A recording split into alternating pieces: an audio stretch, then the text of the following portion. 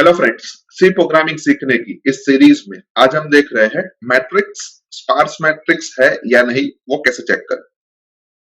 Previous videos में हमने देखा था कि मैट्रिक्स और कुछ नहीं लेकिन टू डायमेंशनल एरे है। तो यहाँ पे मैं एक टू डायमेंशनल एरे डिक्लेयर कर देता हूँ। लेट अस से इंटीजर a ऑफ 2 3। उसके बाद CLR SCR लिख देता हूँ ताकि हमें कोई प्रीवियस आउटपुट दिखाई ना दे, और लास्ट में मैं get ch लिख देता हूँ। अभी यहाँ पे हमने 2 क्रॉस 3 एरे डिक्लेयर किया है। उसका मीनिंग कि इस एरे के अंदर 2 रो है एज वेल एज 3 कॉलम है, यानी कि टोटल 6 एलिमेंट है। और ये 6 एलिमेंट को अगर हमें यूजर के पास से रीड करवाने हैं तो उसके लिए हमें स्कैनफ स्टेटमेंट की जरूरत पड़ेगी। तो यहाँ पे मैं एक स्कैनफ स्टेटमेंट लिख देता हूँ। लेट अस से स्कैनफ स्टेटमेंट, और उसके अंदर मैं मैसेज दूंगा %d एड्रेस ऑफ A00, जो हमें फर्स्ट रो का फर्स्ट एलिमेंट रीड करके देगा। सेकेंड नंबर रीड करवाने के लिए मुझे लिखना पड़ेगा %d एड्रेस ऑफ A01, जो हमें फर्स्ट रो का सेकेंड एलिमेंट रीड करके देगा। थर्ड नंबर रीड करवाने के लिए मुझे लिखना पड़ेगा एड्रेस ऑफ A02, जो हमें फर्स्ट रो का थर्ड एलिमेंट रीड करके देगा। उसके बाद फोर्थ एलिमेंट रीड करवाने के लिए मुझे लिखना पड़ेगा %d एड्रेस ऑफ A10, जो हमें सेकेंड रो का फर्स्ट एलिमेंट रीड करके देगा। उसके बाद फिफ्थ एलिमेंट रीड करवाने के लिए मुझे लिखना पड़ेगा एड्रेस ऑफ A11, जो हमें सेकेंड रो का सेकेंड एलिमेंट रीड करके देगा। और सिक्स्थ एलिमेंट रीड करवाने के लिए मुझे लिखना पड़ेगा एड्रेस ऑफ A12, जो हमें सेकेंड रो का थर्ड एलिमेंट रीड करके देगा। अभी सभी स्कैनफ स्टेटमेंट को हम ध्यान से देखें तो उसके अंदर %d address of A common है।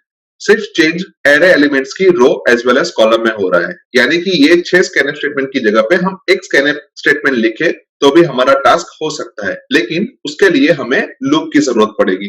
तो यहाँ पे मैं एक लूप ले लेता हूँ। लेट अस से फॉर लूप, और जिसके अंदर मैं लिख रहा हूँ i is equals to 0, i less than 2 और i प्लस प्लस। अभी ये फॉर लूप के अंदर अगर मैं स्कैनफ स्टेटमेंट लिखता हूं तो वो स्कैनफ स्टेटमेंट हमें सिर्फ 2 नंबर ही रीड करके देगा, लेकिन हमें टोटल 6 नंबर रीड करने हैं। तो इसी वजह से मैं एक और फॉर लूप लेता हूं, और जिसके अंदर मैं मैसेज दे रहा हूं j is equals to 0, j less than 3 और j प्लस प्लस। और फिर उसके अंदर मैं स्कैनफ स्टेटमेंट लिख रहा हूं, और उसके अंदर मैं मैसेज दे रहा हूं %d address of a of ij, यानी कि ये स्कैनफ स्टेटमेंट जब i की वैल्यू 1 होगी उस वक्त A00, A01 और A02 की वैल्यू रीड करके देगा, एंड i की वैल्यू 1 होगी उस वक्त A10, A11 और A12 की वैल्यू रीड करके देगा। अब इस स्कैनफ स्टेटमेंट के ऊपर मैं एक प्रिंटफ स्टेटमेंट लिख देता हूं, और उस प्रिंटफ स्टेटमेंट के अंदर मैं मैसेज दे रहा हूं एंटर A ऑफ %d और दोनों %d की वैल्यू मैं i और j से रिप्लेस कर देता हूं, यानी कि ये प्रिंटफ स्टेटमेंट हमें first time enter A00, second time enter A01, third time enter A02, fourth time enter A10, fifth time enter A11 और सिक्स टाइम एंटर A12 ऐसा मैसेज प्रिंट करके देगा। अभी हम ऐसा सोच रहे हैं कि A00 की वैल्यू 1 है, A01 की वैल्यू 0 है, A02 की वैल्यू 0 है, A10 की वैल्यू 3 है, A11 की वैल्यू 0 है और A12 की वैल्यू 0 है। अभी यही सारे एलिमेंट्स को हम मैट्रिक्स के फॉर्म में लिख देते हैं, तो फर्स्ट रो के अंदर 1 0 और 0 आएगा, और सेकंड रो के अंदर 3 0 और 0 आएगा। अभी ये मैट्रिक्स स्पार्स मैट्रिक्स है या नहीं वो हमें चेक करना है। अभी स्पार्स मैट्रिक्स की डेफिनेशन के अनुसार मैट्रिक्स के 50% से ज्यादा एलिमेंट्स अगर 0 होते हैं तो वो स्पार्स मैट्रिक्स कहलाया जाता है, अदरवाइज वो स्पार्स मैट्रिक्स नहीं कहलाया जाता। अभी यहाँ पे टोटल 6 एलिमेंट है, और अगर 3 से ज्यादा एलिमेंट 0 है तो हम कह सकते हैं कि हमारा मैट्रिक्स स्पार्स मैट्रिक्स है, अदरवाइज वो स्पार्स मैट्रिक्स नहीं है।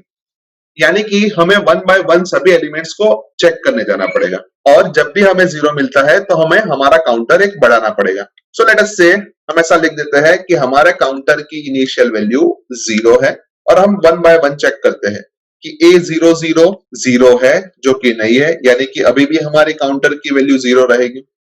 उसके बाद A01 0 है, जो कि है, यानी काउंटर की वैल्यू एक बढ़ जाएगी।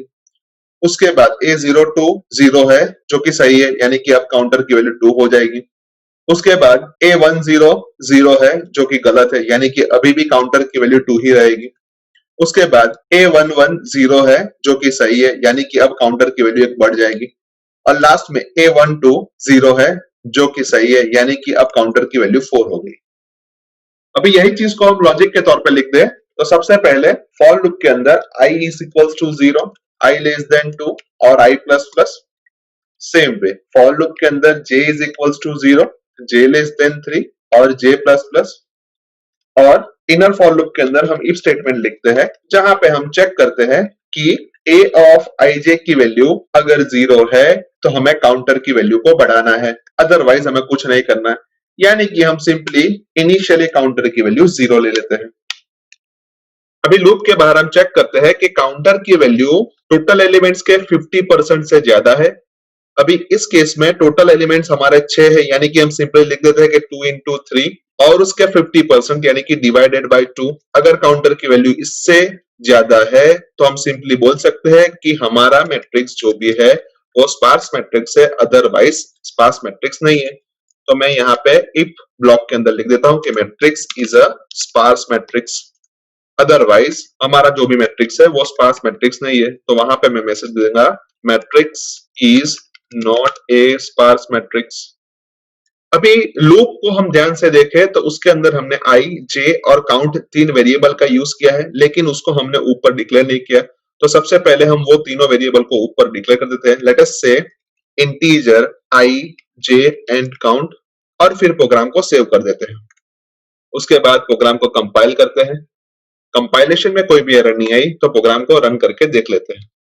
जहां पे मैं A00 की वैल्यू 1, A01 की वैल्यू 0, A02 की वैल्यू 0, A10 की वैल्यू 3, A11 की वैल्यू 0, A12 की वैल्यू 0 इंसर्ट कर रहा हूं और हमें आउटपुट के तौर पे मिल रहा है matrix is a sparse matrix, जो कि परफेक्टली सही है क्योंकि अभी अभी ही हमने इसी एरे को मैन्युअली चेक किया है कि वो स्पार्स मैट्रिक्स है या नहीं है। अभी यहाँ पे जो हमने कोड लिखा है वो 2x3 मैट्रिक्स स्पार्स मैट्रिक्स है या नहीं वो चेक करके दे रहा है। अगर यही टास्क हमें 3x2 मैट्रिक्स के लिए करना हो तो सबसे पहले मुझे डिक्लेरेशन के तौर पे इंटीजर A23 की जगह पे A32 करना पड़ेगा। उसके बाद लूप के अंदर i लेस देन 2 की जगह पे i लेस देन 3 करना पड़ेगा और j लेस देन 3 की जगह पे j लेस देन 2 करना पड़ेगा। सेम वे नीचे के लूप के अंदर भी i लेस देन 2 की जगह पे i लेस देन 3 और j लेस देन 3 की जगह पे j लेस देन 2 करना पड़ेगा। और नीचे जहां पे हमने 2 into 3 लिखा है वो और कुछ नहीं लेकिन 2 हमारी रो की साइज है तो यहाँ पे 3 कर देना पड़ेगा और 3 हमारी कॉलम की साइज थी, यानी कि अब यहाँ पे 2 कर देना पड़ेगा। यानी कि टोटल 4 जगह पे रो की वैल्यू और 4 जगह पे कॉलम की वैल्यू चेंज करने के बाद हमें पता चलता है कि हमारा 3x2 मैट्रिक्स वास्तव में स्पार्स मैट्रिक्स है या नहीं। और अगर इनमें से एक भी जगह पे हम चेंज करना भूल जाते हैं तो हमें हमारा आउटपुट गलत मिल सकता है। तो इसी वजह से हम यहाँ पे दो कांस्टेंट डिक्लेयर कर देते हैं। Let us say hash define row 3 and hash define column 2।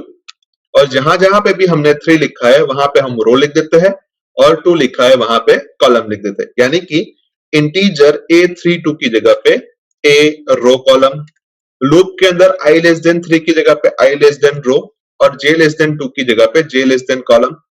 नीचे के लूप के अंदर भी i लेस देन 3 की जगह पे i लेस देन रो और j लेस देन 2 की जगह पे j लेस देन कॉलम और 3 into 2 की जगह पे रो into कॉलम। यानी कि हम ऐसा बोल सकते हैं कि अब सिर्फ ऊपर रो और कॉलम की वैल्यू हम चेंज करेंगे तो नीचे पूरे प्रोग्राम के अंदर उसकी वैल्यू ऑटोमेटिकली चेंज हो जाएगी। यानी कि ये इंडिविजुअल जगह पे चेंज करने से थोड़ा बेटर तरीका है। तो अभी एक और बार प्रोग्राम को सेव कर देते हैं।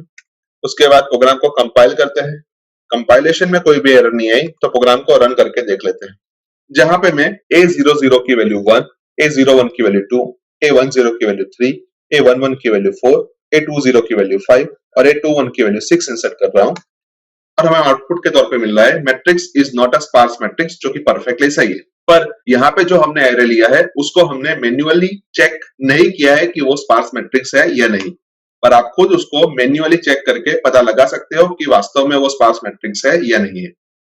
यानी कि हम ऐसा बोल सकते हैं कि इस प्रोग्राम के थ्रू हम किसी भी साइज के मैट्रिक्स को चेक कर सकते हैं कि वो स्पार्स मैट्रिक्स है या नहीं है।